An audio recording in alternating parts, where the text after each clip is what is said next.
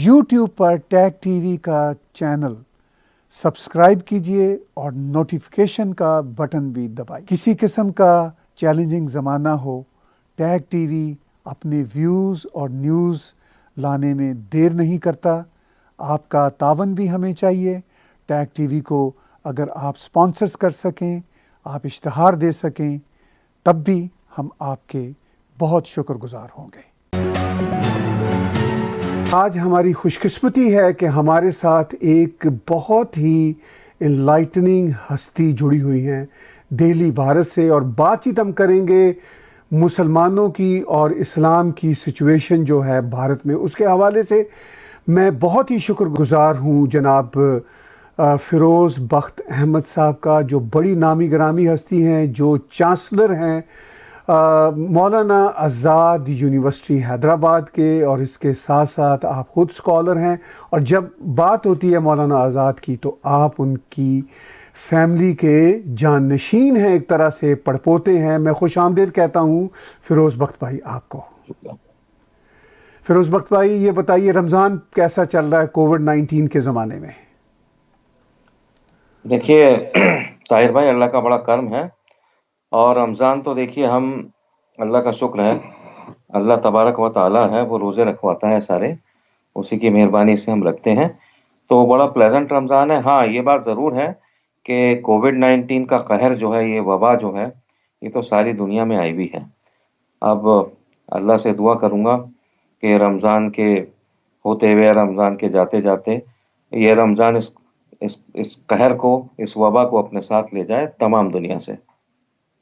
तो भारत में जो रमज़ान की सूरत हाल है, एक तो कोविड-19 की सिचुएशन है, दूसरा रमज़ान से कुछ अरसा पहले ही वायलेंट प्रोटेस्ट भी हो रहे थे, और एक प्रोपेगेंडा भारत के ख़िलाफ़ क्रिएट किया जा रहा था, और जो अभी भी क्रिएट किया जा रहा है कि मुसलमानों की जो सूरत हाल है भारत में वो अच्छी नहीं। आप ख़ुद एक तरह से मुस्लिम लीडर भी हैं और चांसलर हैं एक यूनिवर्सिटी के, और जो आपकी लेगेसी है वो बड़ी इम्पॉर्टेंट है, चूँकि मौलाना आज़ाद कोई मामूली हस्ती नहीं और आप उस खानवादे से हैं। तो आप इन सब बातों को कैसे देखते हैं? देखिए, जो सबसे भारी भरकम और सबसे सेंसिटिव सवाल था ताहिर साहब, वही आपने सबसे पहले पूछ लिया। खैर, यह है कि अब टैग टीवी का काम ही यही है, तो मैं इसका आपको जवाब देने की कोशिश करता हूँ। देखिए, अच्छा, पहले तो मैं ये क्लियर कर दूँ कि मैं कोई लीडर नहीं हूँ। आपने मुझे कहा कि आप मुस्लिम लीडर हैं। I am no leader. मैं, मैं ठीक है, इसलिए वो चांसलर मुस्लिम ज़रूर लीडर हूँ कहता हूँ, आप लीड करने आपको। वाले हैं, इंटेलेक्चुअल्स हैं, तो हाँ हमारे लिए लीडर ही हैं आप। ये आपकी हम्बलनेस है कि आप चीज़ों को उस तरह देखते हैं। नहीं, नहीं, देखिए, मैं कोशिश करता हूँ, वो आपकी बात जायज़ है, मैं कोशिश ज़रूर करता हूँ। और मैंने कोई मुस्लिम कौम की ठेकेदारी नहीं ली हुई, और बड़े-बड़े लीडर्स हैं। मैं तो एक बहुत ही, I am a very small fry, मैं बताऊँ आपको ताहिर साहब। बाकी मेरी कोशिश यही रहती है कि मुल्क व कौम के लिए जो भी बेहतर बात मैं कर सकूँ, जो भी अल्लाह काम ले ले, मेरी कोशिश यही रहती है। अब आपके सवाल का जवाब दे रहा हूँ। आपने सवाल किया कि एक ऐसा अ, यानी समझिए परसेप्शन क्रिएट कर दिया गया, एक ऐसा नैरेटिव क्रिएट किया जा रहा है इन दिनों, और पहले भी क्रिएट किया गया, कि यहाँ पर जो मुसलमान हैं, उनका नातका बंद है, उनको उनका जीना हराम कर रखा है। कुछ इस तरह की बातें कही जा रही हैं, और भी बहुत सी बातें कही जा रही हैं। तो मैं बड़ी सफाई के साथ, बतौर एक Indian Muslim and a layman, मैं कहना चाहूँगा कि ऐसा कुछ नहीं है। जो लोग ये बातें कर रहे हैं, वो इस किस्म के लोग हैं जो कि एंटी गवर्नेंस और एंटी इंडिया लॉबी के लोग हैं। ये अफ़सोस की बात है कि हिंदुस्तान में एक पैरेलल लॉबी या गवर्नेंस आप कह सकते हैं, ऐसा चल रहा है। एक तो गवर्नेंस चल रहा है प्राइम मिनिस्टर नरेंद्र मोदी साहब का, और दूसरा गवर्नेंस चल रहा है इन्हीं जैसे लोगों का, कि जिन्होंने ये एक फ़ॉल्स एक पैराडाइम अनफॉर्च्यूनेटली क्रिएट कर रखा है कि हिंदुस्तान में मुसलमानों के साथ ज़ुल्म हो रहा है, और उनके साथ ज़्यादतियाँ हो रही हैं, उनके साथ नाइंसाफ़ी हो रही है। बिल्कुल गलत बात है। मैं इसको सिरे से नकारता हूँ, क्योंकि अल्लाह का बड़ा कर्म है कि मुसलमान यहाँ बड़े आराम से रह रहा है। हर आज़ादी है मुसलमान को। और आप ये देख लीजिए कि जिन लोगों ने ये एक नैरेटिव क्रिएट किया है कि मुसलमान वहाँ बड़ा उसके साथ नाइंसाफ़ी हो रही है, ज़ुल्म हो रहा है उसके ऊपर, तो वो लोग टीवी पे जाके बड़ी बबांगे-दहल ऊँची-ऊँची आवाज़ में इस तरह की बात कहते हैं, तो उनके खिलाफ कोई एक्शन नहीं लिया जाता।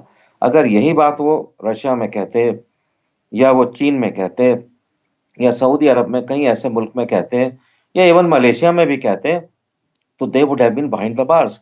लेकिन ये खूबसूरती है हिंदुस्तान की, ये खूबसूरती है हिंदुस्तान की डेमोक्रेसी की, कि सबको अपनी बात कहने की इजाज़त है। यहाँ पे लोग जो है वज़ीर-ए-आज़म मोदी को गालियाँ तक दे डालते हैं टेलीविज़न के ऊपर और हुकूमत के खिलाफ ऐसी-ऐसी बातें कह जाते हैं कि आई मीन मैं यहाँ कह नहीं सकता। लेकिन ये बहुत बड़ा दिल है। जैसे वज़ीर-ए-आज़म मोदी ने कहा कि मेरी छाती जो है 56 इंची की है, तो मैं समझता हूँ कि हिंदुस्तान का जो सीना है, वो कम से कम 76 नहीं तो 66 इंची का ज़रूरी है। इसलिए हिंदुस्तान ये सब बातें सुनता है और मैं समझता हूँ कि उन लोगों को खुदा का शुक्रिया अदा करना चाहिए जो हिंदुस्तान के खिलाफ ऐसी बातें कर रहे हैं, बल्कि कहूँगा ज़हर उगल रहे हैं, क्योंकि हिंदुस्तान एक दारुल अमन है। ये बात मैं हर जगह ये बात कहता हूँ, इंडिया इज़ नॉट दारुल हरब, इट इज़ दारुल अमन, ठीक है? और जहाँ वो रह रहे हैं, खुदा का शुक्र अदा करें कि वो इराक में नहीं है, वो सीरिया में नहीं है, बल्कि कहूँगा वो पाकिस्तान में नहीं है, अफ़गानिस्तान में नहीं है, हिंदुस्तान में है। तो ये नाशुक्रगुज़ारी है अल्लाह की। हम सबको एक दिन कब्र में जाना है, मैदान हशर में खड़े होना है, तो अल्लाह ज़रूर पूछेगा ऐसे लोगों से कि मैंने तुम्हें एक पुरअमन ज़मीन पे पैदा किया, तुमने उसी की बुराई की, जहाँ जिस थाली में बैठे उसी में तुमने सुराख किया, तो ऐसा तुमने क्यों किया? तो मैं समझता हूँ मेरा जो जो आपका सवाल था उसका जवाब ये पूरा हो गया। ने उम्दा ढंग से अपना मौक़िफ़ पेश किया, मगर यहाँ अमेरिका में अभी जो यूनाइटेड स्टेट का फ्रीडम ऑफ रिलीजियस कमीशन है, उसने मुतनाज़ा बात की। भारत के बहुत सारे ऐसे राइटर्स जो मुस्लिम बैकग्राउंड के हैं, वो लिखते रहते हैं यहाँ वाशिंगटन पोस्ट में, इन अखबारों में, कि जी मॉब लिंचिंग हो रही है। और जब से मोदी सरकार 2014 से उनकी पहली सरकार बनी थी, अब तक ये सिलसिला है। कभी कभी मिडल ईस्ट से भी कोई ना कोई पॉलिटिकल आवाज़ उठ जाती है। लेकिन जब आप हमें बताते हैं, आप जैसे लीडर्स हमें बताते हैं कि ऐसी सूरत हाल नहीं है, तो इसके बारे में हमें ये बहुत हैरत होती है कि फिर इतना फॉल्स नैरेटिव क्यों चल रहा है भारत से बाहर, भारत के खिलाफ और बीजेपी सरकार के खिलाफ। जी, देखिए मैं बहुत ही ये समझिए एहतराम के साथ मैं इस बात को मैं शेयर करना चाहता हूँ आपके साथ। जैसा मैंने पहले भी अर्ज़ किया था कि हिंदुस्तान एक पुरअमन मुल्क है और हिंदुस्तान से बहुत से ऐसे ममालिक हैं जो वेस्टर्न कुछ नेशंस हैं और कुछ हमारे पड़ोस में भी लोग हैं हिंदुस्तान के, जो मुल्क को डिस्टेबलाइज़ करना चाहते हैं और जो नहीं चाहते कि हिंदुस्तान जो है it should run on a fast track of progress. तो उनसे ये चीज़ बर्दाश्त नहीं हो पा रही है। अब ये देखिए कि मैं मौजूदा एग्ज़ाम्पल आपको देता हूँ कि अल्लाह का शुक्र है कि हिंदुस्तान जो ये कोविड-19 का कहर है, ये जो वबा फैली हुई है, ये महामारी, काफ़ी हद तक इसको सरकार ने, सरकार की एजेंसीज़ ने under the guidance of prime minister Modi बहुत ज़बरदस्त तरीके से कंट्रोल किया हुआ है। उनको ये बात भी पसंद नहीं आ रही। उनको ये बात भी पसंद नहीं आई कि जो हिंदुस्तान ने दवाएँ दी हैं, हमारे मुल्क ने कम से कम 100 मुल्कों को जो दवाई माँगी गई थी, ठीक है?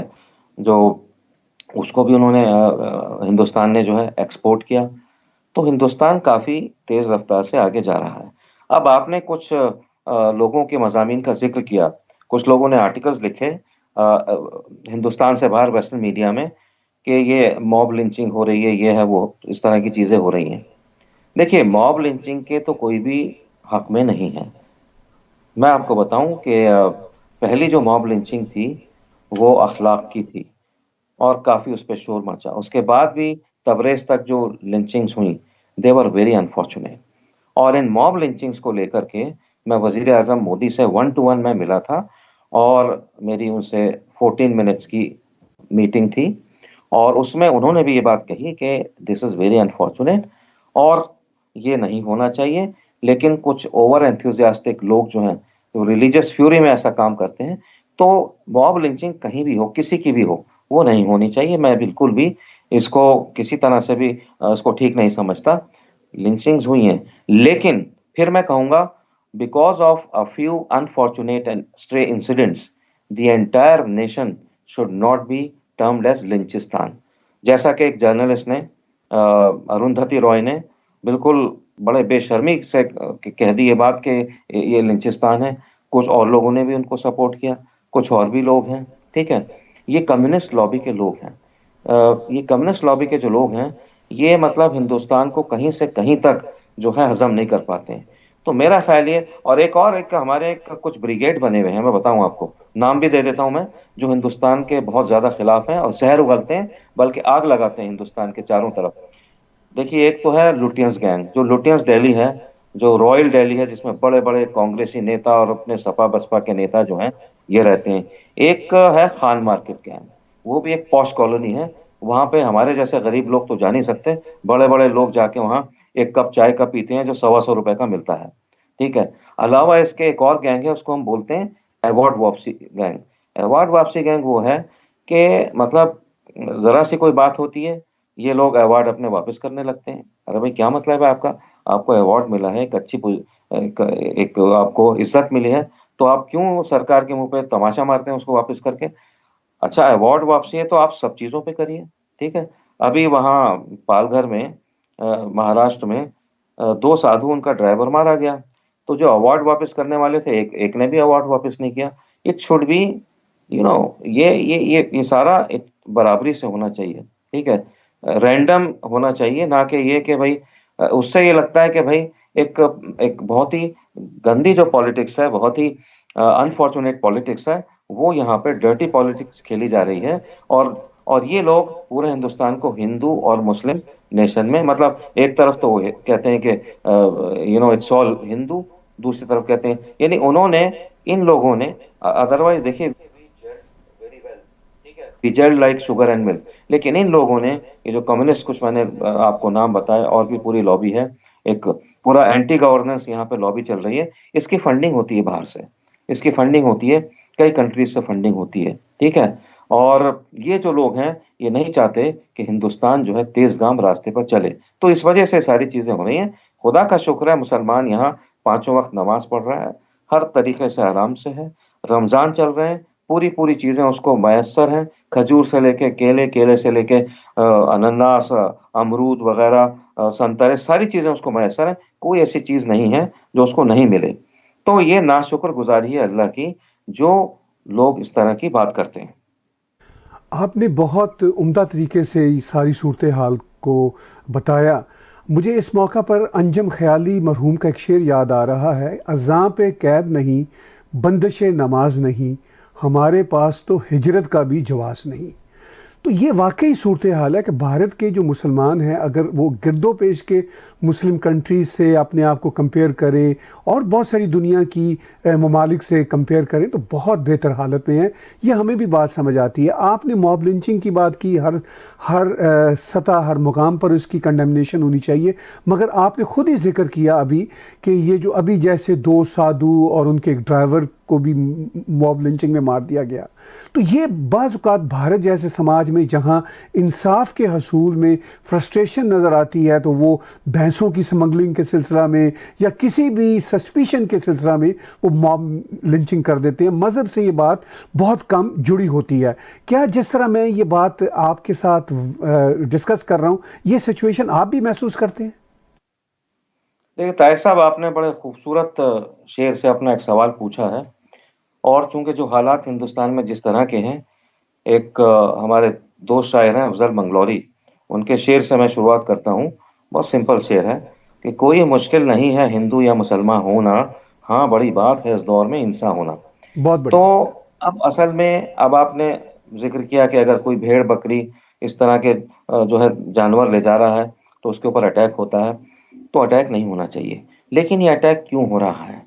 क्यों दो एक वाकयात इस तरह के हुए कि सब्जी वालों से ये कहा गया कि आप जो है अपने सब्जी पे भगवा झंडा लगाओ या कुछ करो, उसकी वजह वो लोग नहीं है जो उनको एनफोर्स कर रहे हैं या जो उनको वहां से भगा रहे हैं या कहीं मारपीट भी हुई है। उसकी मेन वजह खुद हमारे अंदर ही बीच में से कुछ लोग हैं। देखिए मैं बताऊं, सबसे बड़ा मसला क्या हो गया आजकल। ताहिर साहब, आप तो टीवी चैनल मैनेज करते हैं और ये आप ही की ये मसला आप ही की लाइन से जुड़ा हुआ है। हमारे हिंदुस्तान में तकरीबन 20-25 लोग ऐसे हैं, उसमें उलेमाए दीन भी हैं, उसमें इंटेलेक्चुअल्स भी हैं और दूसरे पॉलिटिशियंस भी हैं, जो रोजाना टीवी पे आकर रोजाना धां धां करते हैं, टीवी पे आकर रोजाना जहर घोलते हैं और हिंदुस्तान के खिलाफ जो है जहर उगलते हैं। मोदी के खिलाफ कोई भी ऐसी बात नहीं है जो उनके जबान पर नहीं आती है।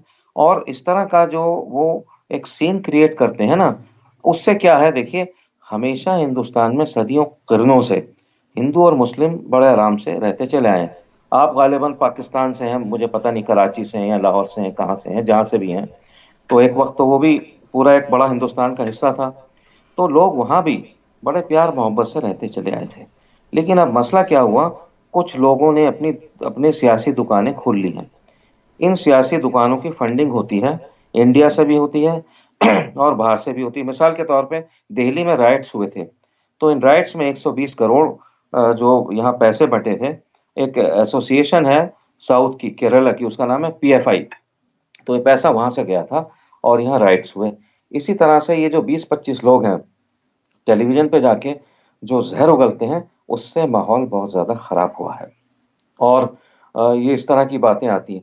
अब देखिए, हिंदू कौम की मैं ये तारीफ करना चाहूंगा कि 95 to 99% जो हमारे बिरादरान वतन है हिंदू हैं, वो बड़े ठंडे मिजाज के हैं। They are cool as cucumber, ठीक है, और बहुत प्यार मोहब्बत से साथ रहते चले आए हैं, ठीक है।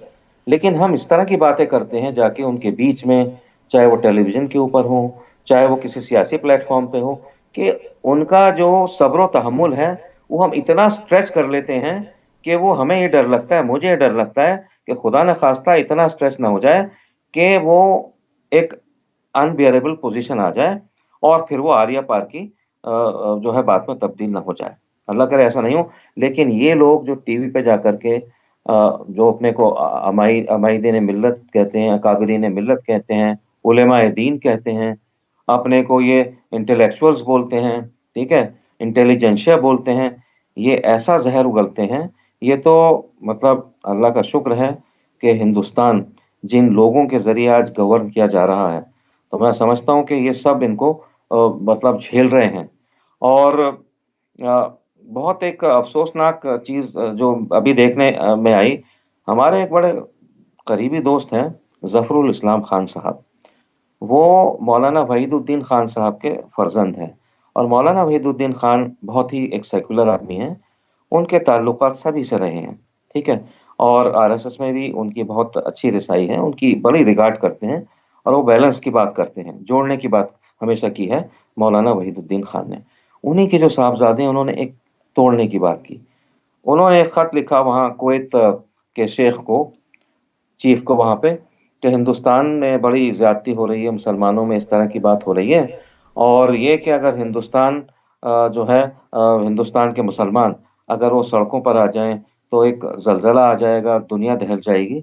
मैं समझता हूँ रमजान के दौरान इस तरह की बात, सुलझे हुए आदमी है, शरीफ आदमी है, शरीफ नफ्स आदमी है, लेकिन खुदा जाने उनके जहन में किसने ये जहर भर दिया कि वो उन्होंने ऐसा खत लिखवारा, उसको उन्होंने ट्विटर कर दिया, क्या कर दिया, फेसबुक पे, और उससे इतनी बड़ी कंट्रोवर्सी हो गई। और अरब कंट्रीज में इतना बढ़िया काम करके आए थे हमारे वजीर आजम कि सारे अरब कंट्रीज ने उन्हें बेस्ट जो सिविलियन अवार्ड है अरब नेशंस का, वो मोदी को दिया। ऐसा तो जुल्फिकार अली भुट्टो को कभी नहीं मिला, air vice marshal Ayub Khan को नहीं मिला, जो कि दोनों पाकिस्तान को चलाने वाले बहुत बड़े नाम हैं, ठीक है। ईरान के जो है उनको किसी बादशाह को नहीं मिला, ठीक है। अहमद रजा शाह पहलवी को नहीं मिला, बहुत बड़ा नाम है उनका भी, किसी को नहीं मिला, ठीक है। यानी अरब कंट्रीज, मैक्सिमम मुस्लिम कंट्रीज ने सबसे बढ़िया अवार्ड किसको दिया? मोदी को। अरे भाई कोई तो बात है मोदी में, ठीक है। और ये किसी मुस्लिम वो हेड ऑफ स्टेट को नहीं मिला। तो मैं समझता हूँ उनको इस तरह की बात नहीं करनी चाहिए थी और अफसोस होता है। इससे क्या होता है? इससे एक ये मैसेज जाता है कि ये जो मुसलमान हैं ऐसे ही होते हैं। अब पूरी वो अपनी मैगजीन चला रहे हैं, सब कुछ है, और माइनॉरिटीज कमीशन ऑफ दिल्ली के वो चेयरमैन है।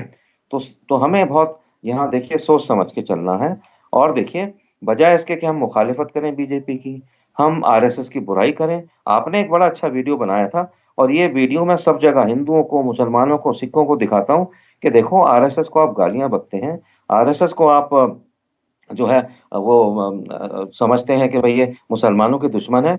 आपने जिस तरीके से आरएसएस की जो बस आपने हकीकत बनाए बयान की है, आपको क्या चाहिए आरएसएस से? अल्लाह ने आपको सब कुछ दिया है, लेकिन आपने हक की बात की है, इंसाफ की बात की है, सच्चाई बयान की आरएसएस के ताल्लुक से, संघ परिवार के ताल्लुक से, कि सुलझे हुए लोग हैं, पढ़े लिखे लोग हैं, स्पिरिचुअल लोग हैं, दे आर साइंटिस्ट, ठीक है, और ये हिंदुस्तान को बहुत आगे ले जाना चाहते हैं।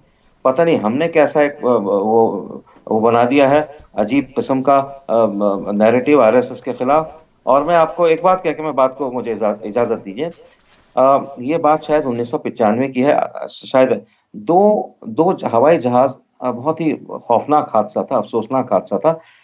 दिल्ली के पास एक जगह है चरखी दादरी, उसके ऊपर वो लड़ गए। एक तो सऊदी अरब का हाजियों का था जहाज, जा रहे थे लोग हज के लिए, एक कजाकिस्तान का जहाज उतर रहा था। उस जहाज की जो पूंछ थी वो सऊदी जहाज में लड़ गई। उस सब अनफॉर्चुनेटली नीचे आ गए, और चरखी दादरी के मैदान में उनकी लाशें सब बिछ गई। तो वहां पे जो लोग आए उनकी लाशों को देखने, खास तौर से जो हज को गए हुए थे, वो सारे हिंदुस्तान के, पूरे हिंदुस्तान से थे। तो ये जो आरएसएस के लोग थे, शिवसेना के जो लोग थे, ये उनको बाकायदा रातों को वो जाग करके उनके लिए चाय चाय देना, उनको किसी को दूध देना, किसी को जो है आराम के लिए थोड़ा चटाई दे देना, किसी को डबल रोटी खाना देना, ये काम कर रहे थे। ये मैंने अपनी आंखों से देखा है, और ये मैं जाके मुस्लिम इलाकों में बताता हूँ। खामोश होते हैं कई बार, मुझे मतलब उनसे बर्दाश्त नहीं होता। वो कहते हैं कि भाई आप तो खामोखा की बात कर रहा हूँ। मैं कहता हूँ नहीं, ये ईमानदारी की बात कर रहा हूँ। और ये लोग, और आपने भी कहा था कि इनके आरएसएस में राष्ट्रीय स्वयं संघ है, ये सेना नहीं है। इसमें इसमें सेना, ये जैसे हिजबुल मुजाहिदीन वगैरह है, ये जैश ए मोहम्मद में, ये टेररिस्ट ऑर्गेनाइजेशंस हैं, और ये इंसानों की सेवा के लिए नहीं, उनके खात्मे के लिए बनाई गई हैं। अब मुझे बड़ा अफसोस होता है, देखिए मैं भी एक मुसलमान हूँ, कई बार मैं सोचता हूँ कि हम लोग किसकी मिल्लत से हम चले। Prophet Mohammad, peace be upon him, क्या शानदार पर्सनैलिटी थी, क्या जबरदस्त वो इंसान था कि आधी दुनिया को अपना कर गया। हम उसी शख्स की मिल्लत हैं, और हम क्या कर रहे हैं? ठीक है, हम आपके नाम में, prophet Mohammad peace be upon him, हम जान देने और लेने को तैयार होते हैं, लेकिन आपके रास्ते पे चलने को तैयार नहीं होते। सारा मसला यही पैदा हो रहा है ताहिर साहब, मसला सारा यही है। आपने बहुत अहम बातें की फिरोज़ भाई। मैं वन बाय वन उनको थोड़ा सा और एक्सपेंड करना चाहूँगा अपनी गपशप में आपके साथ। आपने बात की कि 20, 25, 30 लोग हैं जिन्होंने हॉस्टेज मुस्लिम कम्युनिटी को बनाया हुआ है, चाहे वो एक्सट्रीम लेफ़्ट के सूडो इंटेलेक्चुअल्स हों, या चाहे लुटियंस हों, चाहे वो हमारी अपनी मुस्लिम कम्युनिटी के सियासी कारोबार करने वाले लोग हों। तो क्या भारत की 200 मिलियन लोगों को, यानी मुस्लिम कम्युनिटी को, ऑलमोस्ट 200 मिलियन मुस्लिम कम्युनिटी को, क्या इतना आसान है हाईजैक करके रखना? देखिए ऐसा है, मैं आपको बताता हूँ इसमें हकीकत क्या है। मुस्लिम जो कम्युनिटी है जानकार है, पता है, और मुस्लिम कम्युनिटी जो है वो देशभक्त है, यानी वो मुल्क के तई वफादार है। और जो हमारे यहाँ कहा गया इस्लाम में कि हमारा जो आधा ईमान है मुल्क से वफादारी है, ठीक है, यानी हुब्बुल वतनी निस्फुल ईमान। तो सारे मुसलमान इसमें यकीन रखते हैं, और मुसलमान इसी रास्ते पे चलते हैं। मगर मसला क्या पैदा हो जाता है, उनके 20 से 10 सौ कॉल, ये जो 20-25 लोग हैं, चाहे वो इंटेलेक्चुअल्स हों, चाहे वो उलेमा हजरात हों, चाहे वो पॉलिटिशियंस हों, ये इस तरीके से ढक्कन कस देते हैं उनके ऊपर। यानी मैं बता रहा हूँ कि सारा मुसलमान इनके साथ नहीं है, लेकिन ये इस तरह का एक डायस्पोरा, इस तरह की एक सूरत हाल क्रिएट कर देते हैं कि जैसे सारा मुसलमान हमारे साथ है। मिसाल के तौर पर, जैसे अभी ये जमात तबलीगी जमात का किस्सा हुआ, मैं तबलीगी जमात के खिलाफ नहीं हूँ, ठीक है, मैं क्लियर कर दूं, लेकिन जो उनसे एक भूल हुई, that was like a criminal negligence. चलो भूल होती है, सबसे होती है, हमसे होती है, आपसे होती है, सबसे होती है। भूल हो गई थी, तो उनके जो अमीर हैं, चीफ हैं, उनको बहुत ही यानी एक मैं समझता हूँ कि डिग्निफाइड तरीके से आके एक तो ये ऐलान कर देना चाहिए था कि भाई ठीक है, ये थोड़ा हमने एहतियात नहीं बरती और हमें तो फरवरी मार्च में अपनी गैदरिंग्स को ख़त्म कर देना चाहिए था। तो मतलब ऐसा उन्होंने नहीं किया और इसका खमियाजा हमें भुगतना पड़ा। अब जब इसका खमियाजा हमें भुगतना पड़ा, तो फिर ये कह दिया कि जी ये मुसलमानों के पीछे पड़ गए और ये हिंदू मुस्लिम बना दिया कोविड को। कोविड-19 हिंदू मुसलमान नहीं देखता, ये ठीक है। लेकिन काफ़ी सारे जो लोग थे, असल में हुआ क्या था, मलेशिया में एक बहुत बड़ा इज्तिमा हुआ था। यहाँ I think some time in the month of February. काफ़ी लोग अनफॉर्चुनेटली उसमें से इन्फेक्ट हो गए थे। ठीक है, बीमारी लगती है, let us not stigmatise any person who is sick. वो भी हमारी तरह इंसान है। हैं? कल वो बीमार है, आज हम बीमार हो जाएँ, वो स्टिग्मा नहीं लगाना चाहिए। एक इंसानियत का जो है बर्ताव इन सबके साथ करना चाहिए। तो इनको भी तो चाहिए था ना कि जो जमात के जितने लोग इन्फेक्टेड हो गए थे, इनको भी तो ये चाहिए था इंसानियत का बर्ताव। सरकार के कहने के तरीके पे चलते।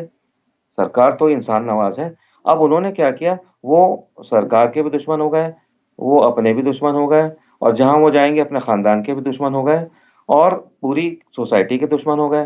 तो अब देखो सामने जो हो रहा है वो तो आदमी जो देखता है मीडिया भी वही पिकअप करता है, दुनिया भी ये कहती है। अब जमात के थे, मैं तो इसमें मुझसे एक सवाल पूछा गया, आपका क्या ख़्याल है?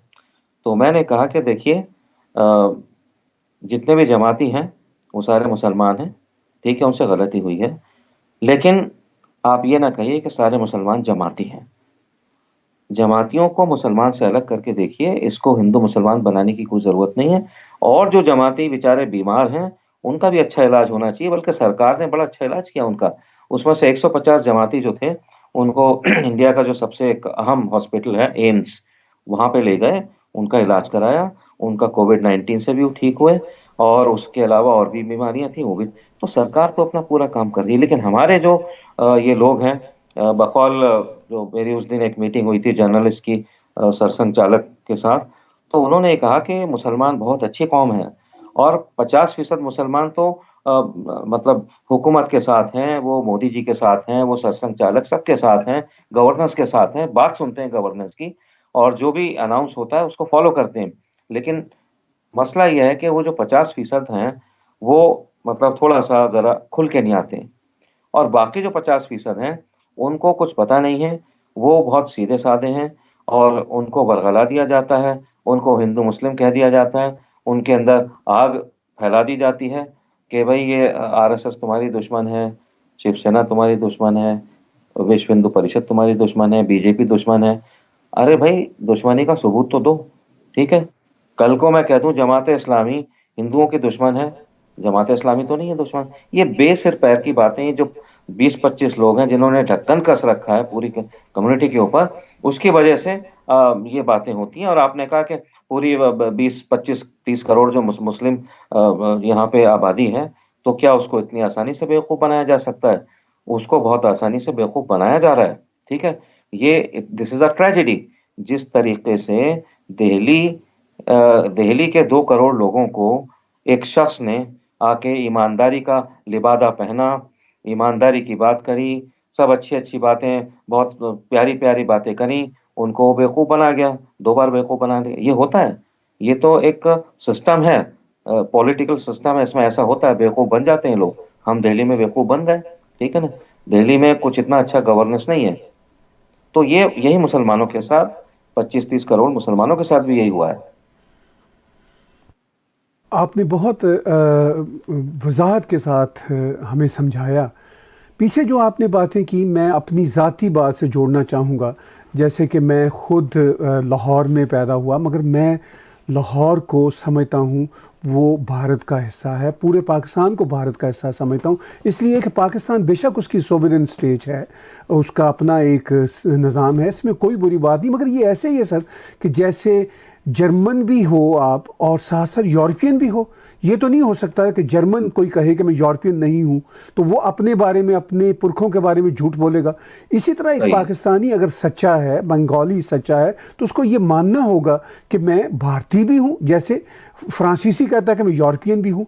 अगर ये जो मैं अपनी ज़ाती बात की, तो अगर ये जो रवैया हम सब मुसलमानों में जो अक्रॉस भारत रहते हैं, अखंड भारत रहते हैं, वो हो, तो क्या उससे कोई बेहतर सूरत हाल नहीं हो सकती?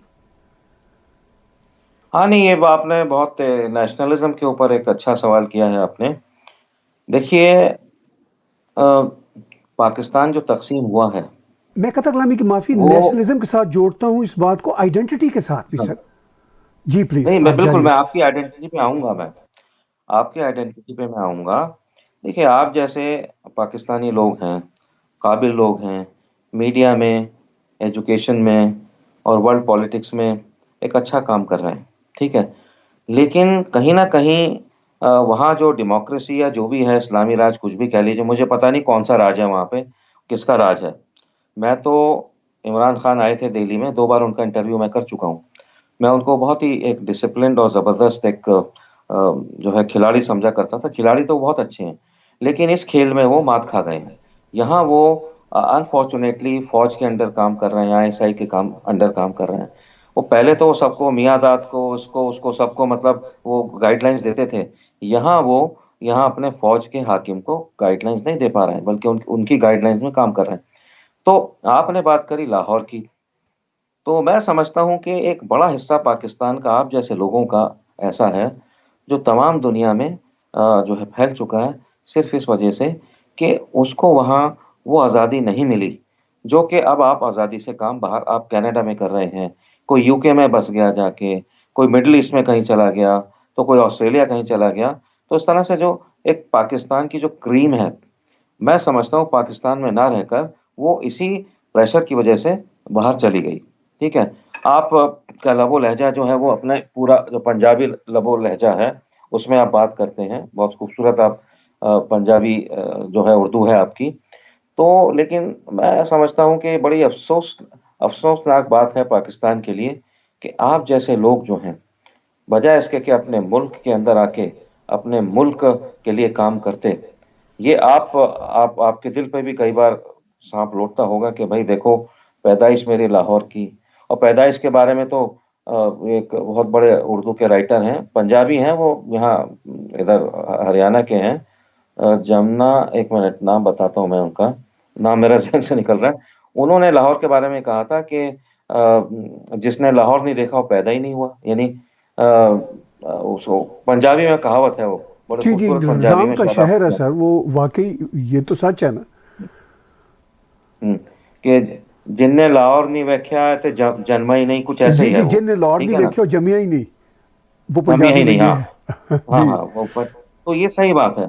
तो पंजाब ही नहीं बल्कि मैं समझता हूँ कि पूरे एशिया का एक बड़ा दमदार और दिलदार शहर है लाहौर।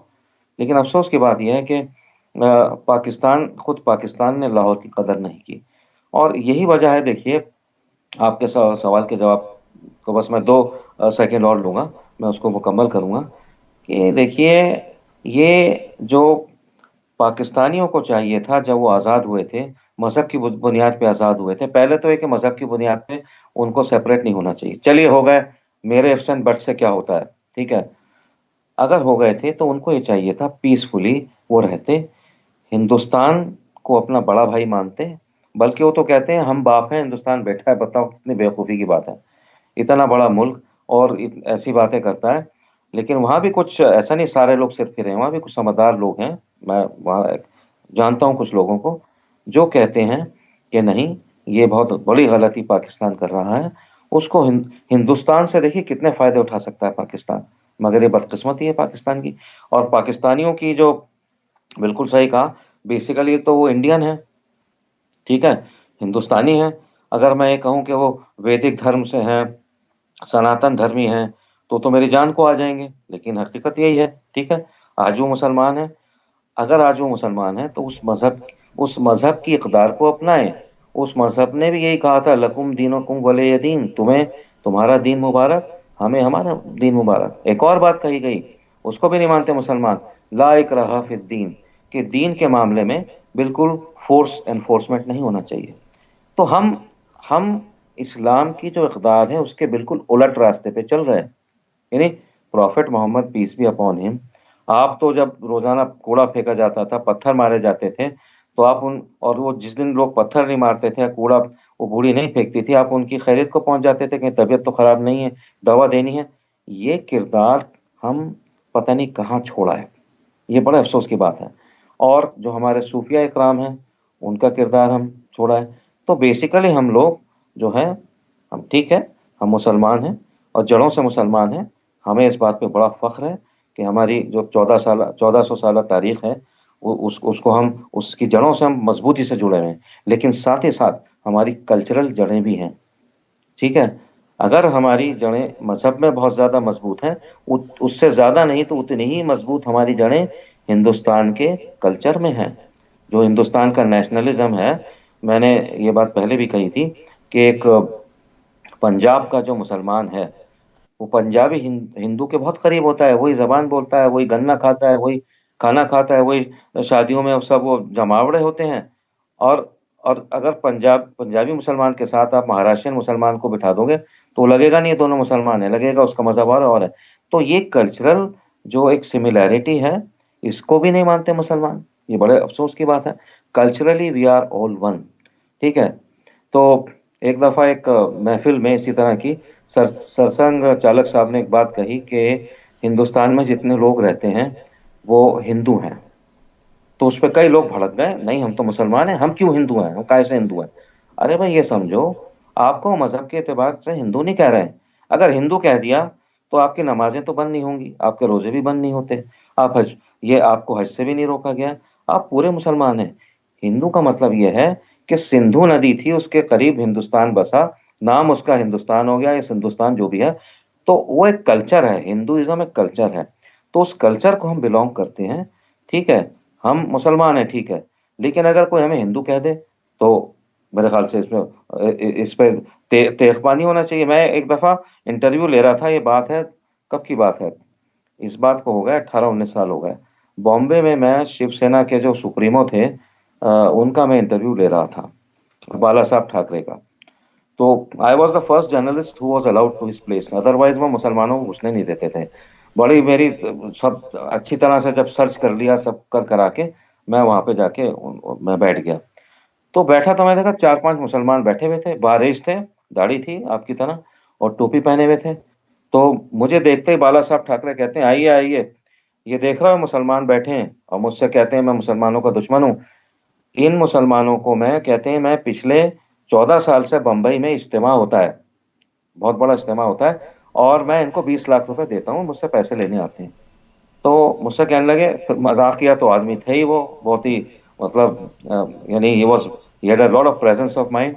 तो कहते हैं कि फिरोज साहब, मैं आपसे एक अच्छा मुसलमान हूँ। अब मैं क्या उनको जवाब देता, मैंने कहा वाकई। तो खैर वो टाइम्स ऑफ इंडिया में लगा था, उसकी बड़ी तारीफ हुई थी। तो हमारा जो कल्चर है मिला जुला कल्चर है, ठीक है।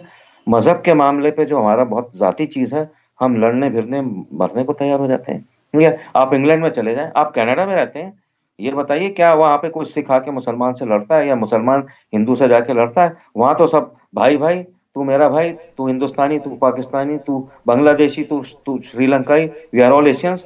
तो ये चीज तो सीख लो। ये सारी बात है जनाब। नहीं, बहुत अहम बातें आप कर रहे हैं। और अनफॉर्चुनेटली अब यहाँ कनाडा में, अमेरिका में और इवन यूरोप में मैं जब बहुत ट्रैवल करता हूँ तो देखता हूँ कि ये सूरत हाल भी यहाँ ख़राब होती जा रही है। खैर ये एक अलग बहस है। आपने आइडेंटिटी की बात की, तो सर मैं फिरोज़ भाई हमेशा कहता हूँ और आज फिर दोहराऊँगा कि आई am a Hindu born in Muslim faith. वो हिंदू जो है वो तो मेरी एक आइडेंटिटी है, एक ब्रॉडर आइडेंटिटी है। ये बात समझना बहुत ही मुश्किल है, मगर बड़ी आसान बात है। खैर इस सारे तनाज़ुर में जो सबसे अहम मसला है वो ये है कि बीजेपी आरएसएस के हवाले से आप भी अच्छी बातें समझते हैं, करते हैं, मैं भी उनके बारे में अच्छी परसेप्शन रखता हूँ, करता हूँ बातें।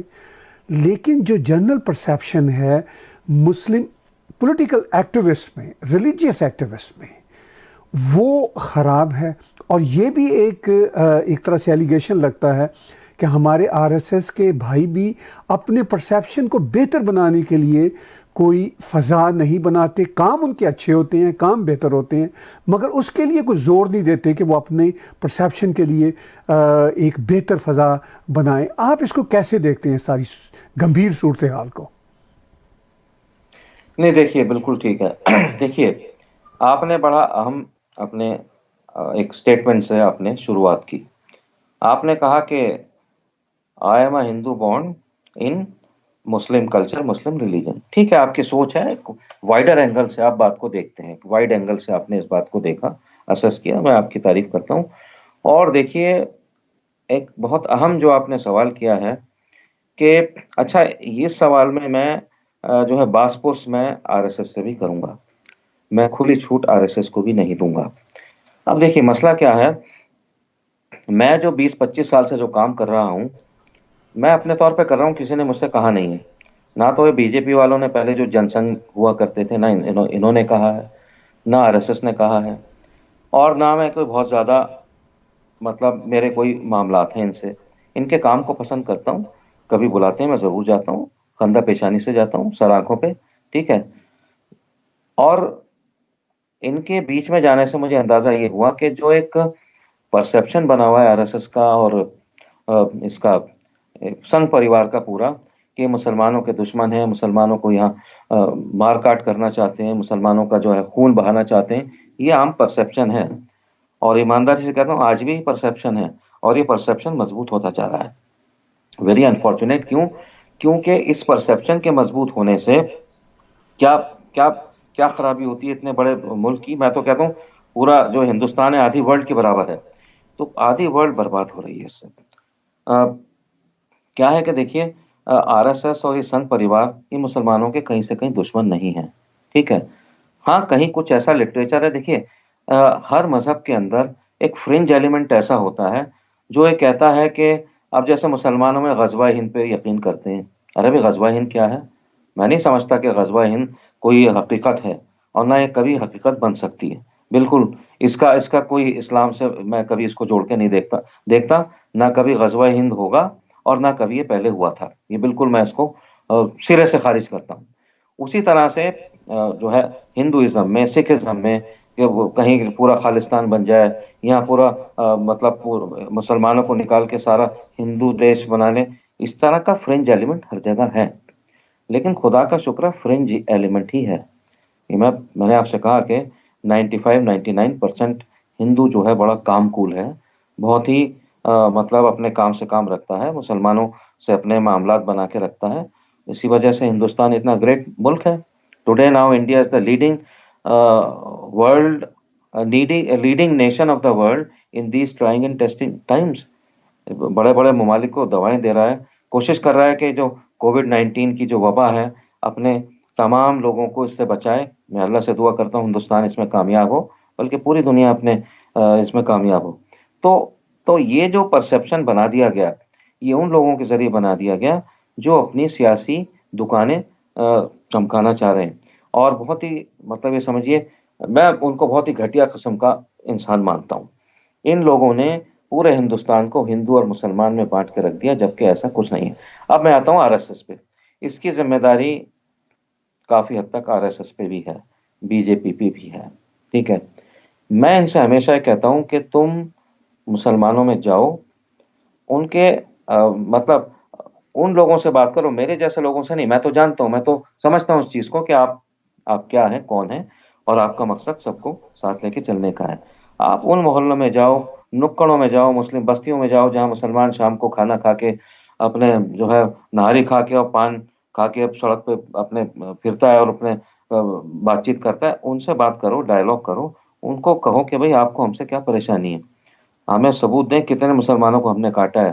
तो ज़रूरत ये है कि मैंने तो बल्कि एक दफ़ा मोहन भागवत साहब से मीटिंग थी, मैंने उनसे कहा था, अपनी एक टीम बनाइए और उस टीम को उसको मदारिस में भेजिए और वहाँ पे कन्विंस कीजिए कि हम आपके दोस्त हैं, हम आपके दुश्मन नहीं हैं, और हम जो हैं, हम आपको चाहते हैं कि आप पढ़ लिख के अच्छे इंसान बनें, आगे बढ़ें, अपने मज़हब से भी जुड़े रहें, और जो ये आपकी मॉडर्न एजुकेशन है, ये भी आप जो है इसको भी हासिल करें। तो यहाँ पे मैं समझता हूँ कि आरएसएस की, बीजेपी की कहीं कमी है। इनको पूरा एक मिनिस्ट्री कहिए सरकार पर कुछ ऐसी, अब जैसे माइनॉरिटी मिनिस्ट्री है, ठीक है, अच्छा काम कर रही है अपने लेवल पे, जो कर सकते हैं, जो भी उनके पास पावर्स हैं, दे आर यूजिंग दोज, ठीक है। मुस्लिम बच्चों को जो है वो वजीफा देना, 5 करोड़ बच्चों को वजीफा दिया इन्होंने इस तरीके से, और जो मुस्लिम जो कारीगर हैं उनको भी ये देखते हैं, उनको सपोर्ट करते हैं। लेकिन एक बहुत बड़ी कमी आरएसएस में और बीजेपी में इस बात की है, एक डायलॉग इनको करना चाहिए। और अगर ये डायलॉग करेंगे, अच्छा, वक्तन फवक्तन डायलॉग करते हैं, सरसंघ चालक आते हैं। सरसंघ चालक ने, मोहन भागवत ने 2 साल पहले विज्ञान भवन में आके ये बात बवांगे दहल कही थी, और क्लियर अल्फाज में कही थी कि हिंदुस्तान की जो तरक्की है, हिंदुस्तान आज जहां भी है, उसमें बहुत बड़ा कंट्रीब्यूशन मुसलमानों का है, और मुसलमानों के बगैर हम हिंदुस्तान हिंदुस्तान की कल्पना भी नहीं कर सकते। ये बात उन्होंने कही थी। अच्छा, बहुत अच्छी बात है। अफसोस की बात है कि मुसलमान इसको लेते नहीं। उसी तरह से वजीर आजम ने 2 बड़ी अच्छी बातें कही थी हिंदू मुस्लिम के डायरेक्ट ताल्लुक से। उन्होंने एक मीटिंग में 6 जून 2015 में उन्होंने 30 इंटेलेक्चुअल्स और तमाम उनको बुलाया था, मदारिस से लोगों को, और उसमें वजीर आजम ने 2 बातें कही थी। पहली बात तो ये कही थी कि मुसलमान हमारी संतान की माफिक हैं, हम उनके साथ बराबरी का सलूक करना चाहते हैं, नंबर 1। नंबर 2 बात जो नरेंद्र मोदी ने कही थी, वो ये थी कि हम हर मुसलमान के एक हाथ में कुरान, सीधे हाथ में कुरान, और एक हाथ में कंप्यूटर देखना चाहते हैं। ये बात 2015 में कही, जून में कही। ठीक 1 साल पावर में आने के बाद अब मुस्लिम तबके को चाहिए था, मेरे जैसे लोगों को नहीं, आम लोगों को, मैं तो समझता हूँ उनकी बात, कि यार ये वजीर आजम ऐसी बात कर रहा है, चिपट जाना चाहिए था, लिपट जाना चाहिए था मोदी से, कि लाओ लाओ हमें कंप्यूटर दो, हम एक हाथ में, कुरान तो है ही हमारे पास, कुरान तो हम आपसे नहीं लेंगे, हाँ कंप्यूटर हमें दे दो। मगर नहीं। तो और वो क्यों? क्योंकि ढक्कन कसा हुआ है उन 20-25 लोगों ने, जो मोदी को गालियां बकते हैं, जो हिंदुस्तान को गालियां बकते हैं, जो आरएसएस को गालियां बकते हैं। तो ये बड़ा मसला है। इस होल से मैं समझता हूं कि आरएसएस को भी मुसलमानों को बाहर लाना होगा। क्यों? देखिए क्या वजह है इसकी। 25-30 करोड़ मुसलमान हैं, ठीक है, तो इनको मुस्लिम फ्री भी नहीं हो सकते, ठीक है ना, मुस्लिम फ्री नहीं हो सकता है देश, यहीं रहेंगे। इनको सबको मारा नहीं जा सकता, दैट इज इम्पॉसिबल, ठीक है। इनको मुस्लिम देशों में भी नहीं भेजा जा सकता, ठीक और है। ऐसी कोई इनको ख्वाहिश भी नहीं है, कोई मारना भी नहीं चाहता, ख्वाहिश भी इनको नहीं है। भेजना मैं भी मैं नहीं एक्सट्रीम चाहता। पे जा रहा हूँ, मैं एक्सट्रीम पे जाके बात कर रहा हूँ, जी। एक्सट्रीम पे जाके बात कर रहा हूँ। इनको मुस्लिम देशों में भी भेजा जा सकता, ऐसी किसी की ख्वाहिश नहीं है। कई बार फ्रेंच की तरफ से ऐसी बात आती है, तो मैं क्लियर करना चाह रहा हूँ, इन लोगों की ऐसी कोई मंशा हरगिज हरगिज नहीं है। अब क्या है, आए दिन ये जो 20-25 लोग ढक्कन कस देते हैं, अब परेशानी है, मूंग दलते रहते हैं ये सीने पे, कि जी मोदी ऐसे हैं, वो वैसे हैं, और जमाती ये सर सबको लेकर के। और फिर ये है कि वो गफूरुल इस्लाम खान साहब ने शिकायत करी हिंदुस्तान की। अरे भी तुम्हें शिकायत करनी है मेरे भाई, यहाँ यहाँ मोदी जी से शिकायत करो, अमित शाह से शिकायत करो, आप राजनाथ सिंह से शिकायत करो, जो कोई और करीबी है आपका सिस्टम में, उससे शिकायत करो। आप वहां कहाँ पहुंच गए हैं? ये जो अरब नेशंस है, ठीक है, मेरी कोई रंजिश नहीं है अरब नेशंस ने, लेकिन अरब नेशंस कब कब आपके साथ खड़ी हुई? ठीक है, हर हर वक्त आपका, अरे फलस्तीन, अरे मिस्र, अरे ये अरे वो, ये लोग कब आपके साथ खड़े हुए आके? ठीक है, कांग्रेस के राज में छोटे बड़े 2 लाख दंगे हुए, क्या कोई तुर्की से आके किसी ने मदद की आपकी? किसी ने आपको खाना दिया जब जब लोग मारे गए और कैंपों में थे, और वहां किसी का घर घर का मर्द मारा गया, किसी का बच्चा मारा गया, औरत मारी गई, तो क्या इन्होंने आपकी मदद? आप क्यों करते रहते हो, हाय फलस्तीन, हाय ईरान, हाय तुरान, हाय फलाना, हाय तुर्की है? ठीक है, गुड विशेस सबके लिए होनी चाहिए, लेकिन ये कोई तरीका नहीं है। जैसे वो आजम खान पहुंच गए थे यूनाइटेड नेशंस, रोते बिलखते हुए कि अरे मुसलमानों के साथ इतनी नाइंसाफी हो रही है। अरे तुमने इतनी बड़ी यूनिवर्सिटी बना ली, और फिर तुम यूनिवर्सिटी बनाने के बाद सरकार, आप कहो कि मोदी जी इसको आप इनॉग्रेट करें, आप मतलब पिन मारे जा रहे हैं। अब वो आपके हाथ से गई। तो इस तरह के जब खुराफात आप करेंगे, तो उसका नतीजा यही होगा। देखिए, मैं हमेशा ये कहता चले आ रहा हूँ, पिछले 25-30 साल से मैं मेन अखबारात में लिख रहा हूँ, लिखता चला आया हूँ, और अब तो ये बात हो गई है तो मैं आज के दौर में कहता हूँ, देखिए, मुसलमानों को कहता हूँ, देखिए, आज बीजेपी एक हकीकत है, आज आरएसएस एक सच्चाई है, आज संघ परिवार पूरे मुल्क को चला रहा है और दुनिया में मोदी को बहुत ज्यादा पसंद किया जाता है। और अगर मैं कहूं कि दुनिया के नंबर एक वजीर आजम है, सारे वजीर आजमों को अगर हम लें, उसमें एक नंबर एक वजीर आजम बन चुके हैं। He is a very good communicator. और जिस तरह से वो शीशे में उतार लेते हैं, चाहे वो ट्रंप हो, चाहे वो कोई और हो या कोई भी हो, तो ये उनकी खासियत है। तो आप पुल बनाओ इनके साथ, बजाय इसके कि आप खुराफात निकाल रहे हो, आप कीड़े निकाल रहे हो उनमें। इनके साथ हाथ मिलाइए, ये आपके साथ आगे बढ़ेंगे, उससे हिंदुस्तान आगे बढ़ेगा। मगर वो करने को तैयार नहीं है। ये बहुत बड़ी ट्रेजेडी है। कोशिश कर रहा हूं मैं, जब तक जिंदा हूं कोशिश करता रहूंगा कि संघ परिवार में, आरएसएस में, मुसलमानों में पुल बने और ये एक दूसरे के पूरक बने, कॉम्प्लीमेंट्री बने एक दूसरे के, बजाय इसके के तो इसमें थोड़ी सी कमी आरएसएस की भी मैं मानता हूं। इनको चाहिए कि गरीब मुस्लिम तबकात में जाएं, आप जैसे लोगों को भेजें और लोगों को भेजें, या कोई एक अपनी टीम बनाए। और ये अगर कह के इनकी टीम कहेगी ना हम तुम्हारे दुश्मन नहीं है, हम तुम्हारे दुश्मन नहीं है, तो उसका बड़ा फर्क पड़ेगा। मगर ये लोग करते नहीं है।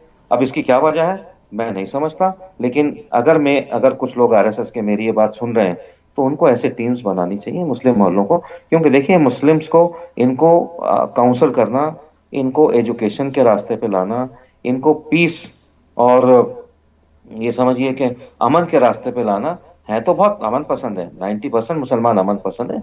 और बाकी जो 10% है वो भड़का दिए, भटका दिए और बहला दिए जाते हैं।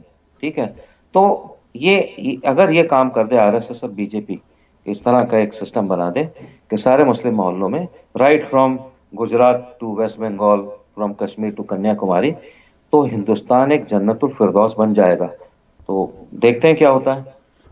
मैं फिरोज़ भाई आखिर में दो तीन इम्पॉर्टेंट चीज़ों को डिस्कस करना चाहूँगा, और मेरी ख्वाहिश होगी कि हम आपको गाहे बगाहे इन मौज़ूआत पर लेते भी रहें अपने स्टूडियो में।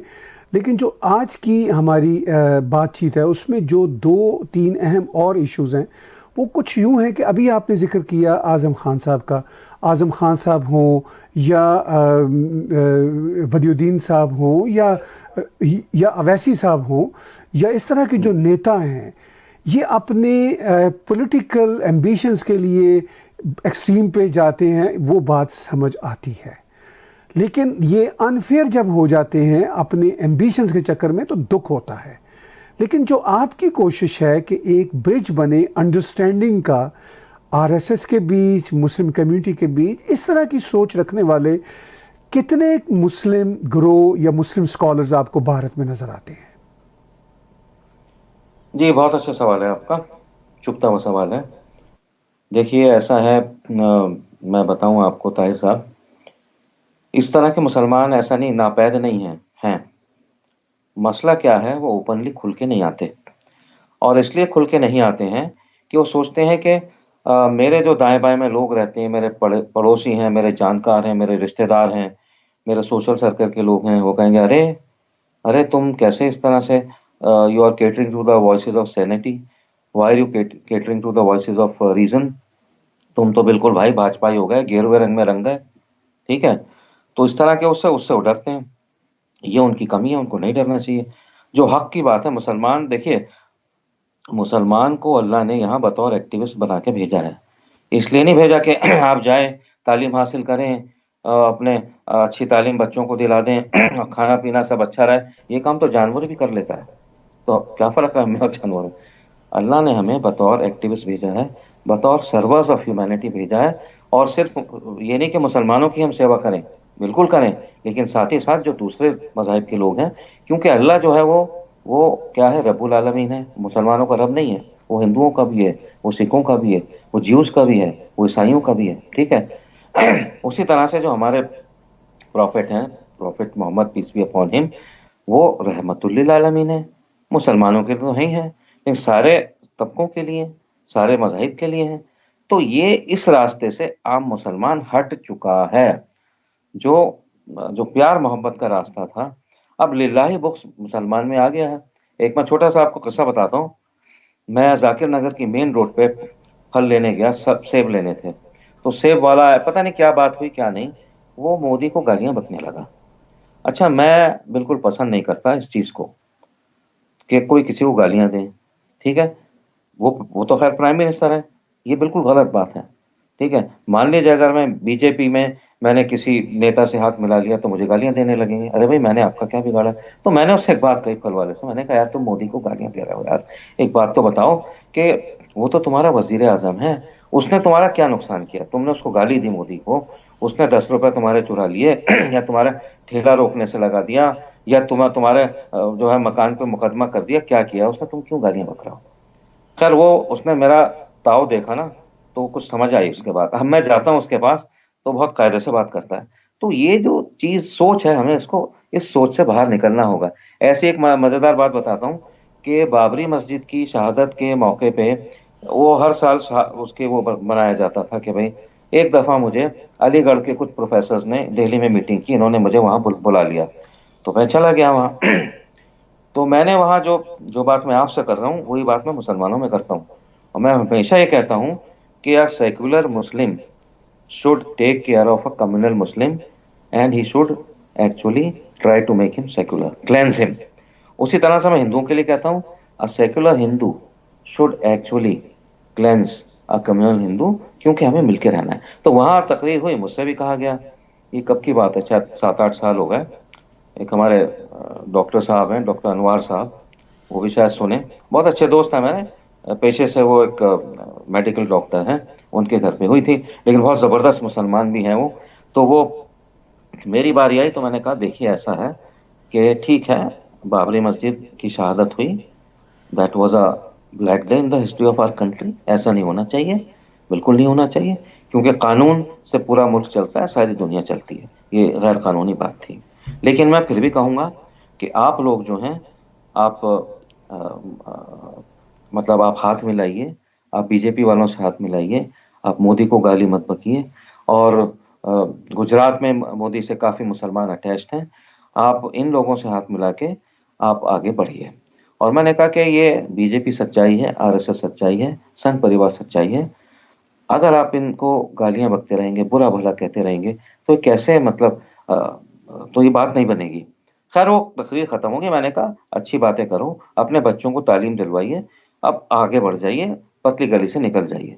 हरगिज भी आपको जो है कोक्स करने की जरूरत नहीं है, गालियां देने की जरूरत नहीं है, ना बीजेपी को ना आरएसएस को, ठीक है। तो खैर मैं बाहर आ गया। उस मीटिंग में एक मुअज्जिन साहब भी थे, एक इमाम साहब भी थे। तो बाहर आकर चुपके से मेरे कान में वो कहते हैं, साहब आपने बात तो बड़ी पते की कही, ये तो बिल्कुल हम ठीक नहीं है। तो मैंने कहा भाई आपको वहीं खड़े होकर आप बोल देते तो मेरी दिलजोई हो जाती, मुझे ये लगता कभी मैंने कोई बात कही है, पहुंची है कहीं। तो मसला यही है, तो ढक्कन कसा हुआ है, और सारी मुस्लिम कम्युनिटी ऐसी नहीं है। देखिए मोदी साहब ने ये कहा, जिसको कई लोग जादू वादू क्या क्या बोलते हैं, कि वो तालियां बचाओ और वो थालियां और तालियां, कई लोग इसको पसंद नहीं किया, कोई बात नहीं। मोमबत्ती मोमबत्ती मैंने भी जलाई थी, ठीक है, चिराग। तो मैं छत पे गया, तो मैं जाकिर नगर में रहता हूँ, ये ठेठ मुस्लिम इलाका है, कट्टर मुस्लिम इलाका है। लेकिन आपको यकीन नहीं आएगा ताहिर साहब, हर छत पे मैंने देखा कि लोग टॉर्चें, मोबाइल, चिराग, मोमबत्तियां, लालटेनें लेके पहुंचे हुए थे।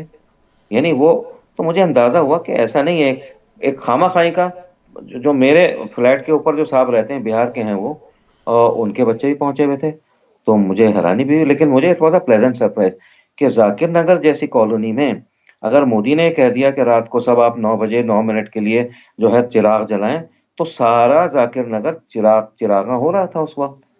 तो मैं बड़ा कंफ्यूज हो जाता हूँ कि आखिर मुसलमान मोदी के साथ है, या कि इन 25 लोगों के साथ जो उसको भड़काते भटकाते और वर्गलाते और बहकाते रहते हैं। मैं आखिर में कश्मीर के हवाले से एक बात आपसे जानना चाहूँगा।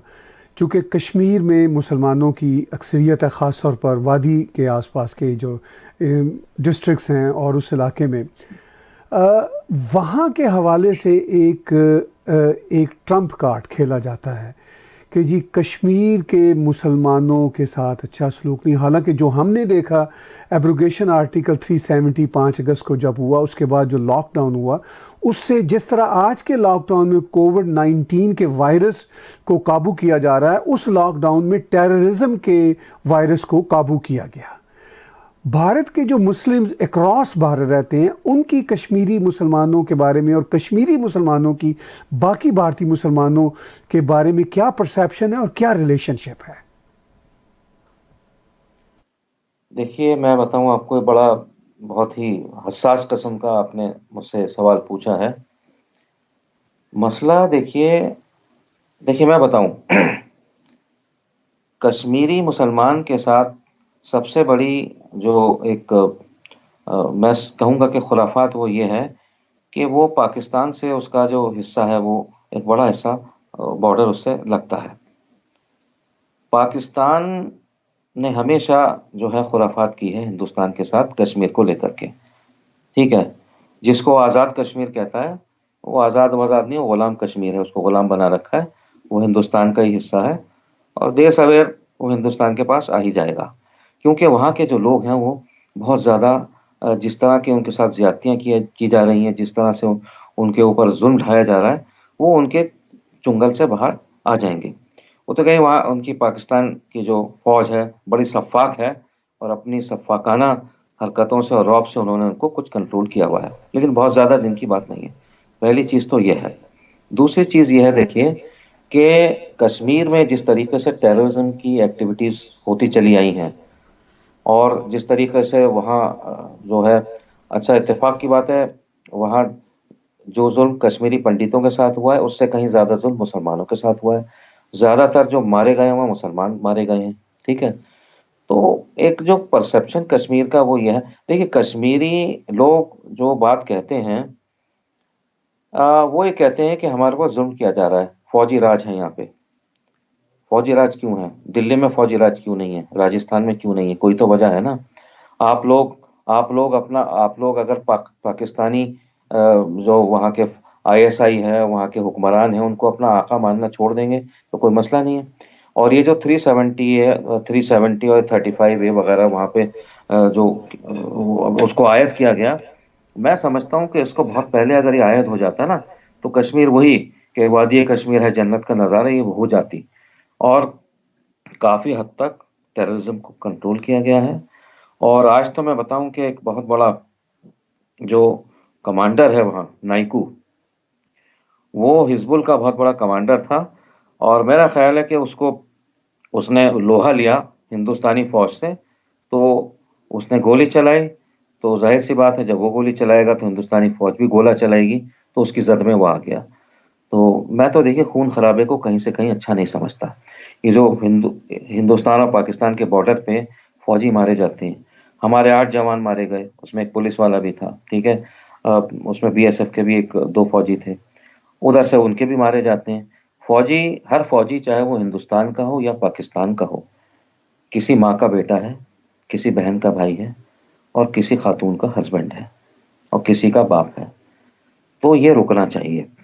मैं तो कई बार दोनों सरकारों को, जहाँ भी मेरी रिसाई होती है, ये कहता हूँ कि ये फौजियों के सर काटने बंद कर दो। ये फौजी फ्री फंड के नहीं है, इधर से हम हमारे कट गए, उधर से आपके कट गए। एक बफर स्टेट पैदा करो अपने ये यहाँ से पंजाब साइड से लाहौर तक, जहाँ वो बॉर्डर मिलता है आपका अटारी पे, 1 किलोमीटर लाहौर में, 1 किलोमीटर इंडिया में। ये एक यूटोपियन बात कर रहा हूँ, होना नहीं है, लेकिन मैंने कहा आपका चैनल का एक प्लेटफॉर्म मिला है, मैं ये भी मतलब अपने दिल का जो गुबार है निकाल लूँ कि 1 1 किलोमीटर एरिया सुबह से शाम यानी 9 बजे से 5 बजे तक आप उसको ओपन कर दो दोनों के लिए, विद अंडर वेरी स्ट्रिक्ट जो एक आंखों के नीचे बहुत जबरदस्त उसमें वो होनी चाहिए पहरेदारी कि कोई जो टेररिस्ट एलिमेंट है वो उधर से इधर ना आए और ना ही इधर से कोई उधर जाए। हमारे यहाँ तो कोई टेररिस्ट होता ही नहीं, खैर बेकार की बात है। और उसमें वहाँ के खाने, इसकी वजह क्या है, कश्मीर की बात कर रहे हैं और मैं इसको पंजाब से भी जोड़ना चाहूँगा क्योंकि आप लाहौर के हैं, तो लिहाजा क्या है, एक दिन ऐसा होता है कि पंजाब के पुराने पुराने बुड्ढे 80 80 90 साल के, एक दिन वो मोमबत्ती लेके आते हैं, वो गेट पे खड़े हो जाते हैं, कहते हैं ओ उत्थे मेरा पिंड सी, ओ देखो मेरा पिंड।